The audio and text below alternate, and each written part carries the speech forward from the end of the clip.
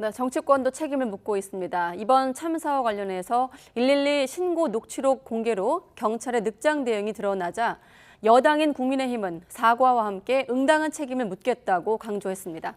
민주당은 정부가 국민의 분노를 줄이고 책임을 덜기 위해 꼼수를 쓰고 있다며 사실상 총공세에 나서고 있습니다. 국회 취재기자 연결합니다. 정유진 기자.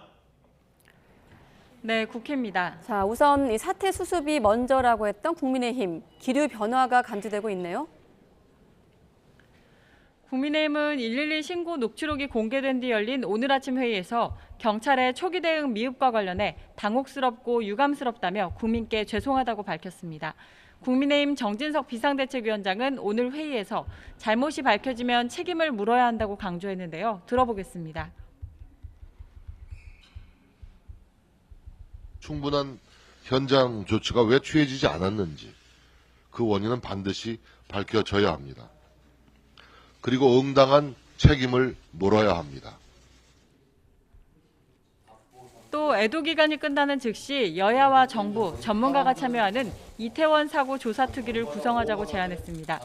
주호영 원내대표도 어제 공개된 112 신고 녹취록에 많은 국민이 충격을 받고 분노하고 있다면서 추도 기간이 끝나면 철저하게 원인을 조사해 상응하는 책임을 묻고 재발 방지 대책을 마련하겠다고 밝혔습니다. 국민의힘은 또 주체자 없는 행사는 관리 책임을 지방자치단체장에게 부여하는 내용을 담은 재난안전관리기본법 개정안을 발의하기로 했습니다.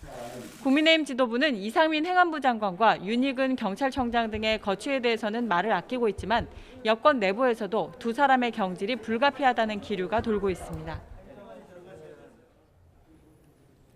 네, 현재 민주당은 총공세에 나서고 있죠. 이재명 민주당 대표는 오늘 아침 회의에서 정부가 이태원 참사를 둘러싸고 본인들의 책임을 덜기 위한 꼼수를 쓰고 있다고 비판했습니다. 들어보겠습니다.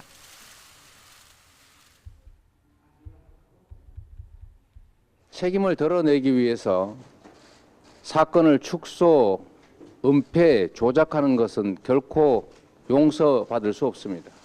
그런데 지금 현재 정부의 이 고위 책임자들의 태도가 도저히 책임지는 자세가 아닙니다. 이 대표는 사태 수습에 총력을 다해야 할 총리가 외신 기자간담회에서 농담을 한 것은 경악할 장면이었다고도 꼬집었습니다. 박홍근 원내대표도 이태원 참사 전후 국가와 지자체 대처를 꼼꼼히 살펴 지휘 고하를 막론하고 법적 책임을 물어야 한다고 강조했습니다. 민주당 지도부 회의에서는 정청래 장경태 최고위원 등을 비롯해 이상민 장관과 윤희근 경찰청장을 즉각 파면해야 한다는 목소리도 잇따라 나왔습니다. 정의당 이정미 대표도 오늘 오전 긴급 대표단 회의를 갖고 윤석열 대통령을 향해 이상민 행정안전부 장관과 윤희근 경찰청장을 즉각 파면하고 국민 앞에 사과하라고 촉구했습니다. 네, 여야가 각각의 목소리로 책임을 묻고 있지만 상임위에서는 공방을 벌였다고요? 국가인권위원회 국정감사가 열린 운영위원회에서는 이태원 참사와 관련해 정부의 공식 표현을 두고 여야가 설전을 벌였습니다. 민주당 의원들은 합동분향소 명칭이 사망자 합동분향소라고 돼 있는 점을 문제 삼으면서 사고 사망자 대신 참사 희생자라고 표기해야 한다고 주장했고, 반면 국민의힘 의원들은 대통령이 참사라는 용어를 사용했다면서 책임을 회피하려 하는 것처럼 발언하는 것은 유감이라고 반박했습니다. 들어보겠습니다. 분향소나 또는 정의 자체가 이태원 사고로 보고 있습니다. 이것은 정부가 책임이 있는 그건데 참사로 봐야 되는데 사고로 명칭을 하고 있어요. 어떻게 생각하세요? 참사가 맞죠? 사고가 아니라.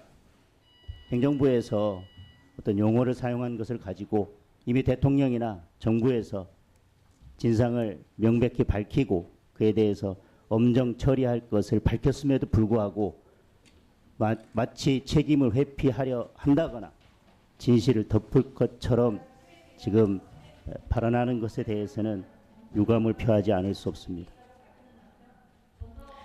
이태원 참사와 관련된 여야 공방은 국회 법제사법위원회에도 번졌는데요. 한동훈 법무부 장관, 최재해 감사원장 등이 참석한 가운데 민주당이 이태원 참사 관련 현안 질의를 요청했지만 국민의힘이 거부하면서 회의가 파행했습니다. 지금까지 국회에서 YTN 정유진입니다.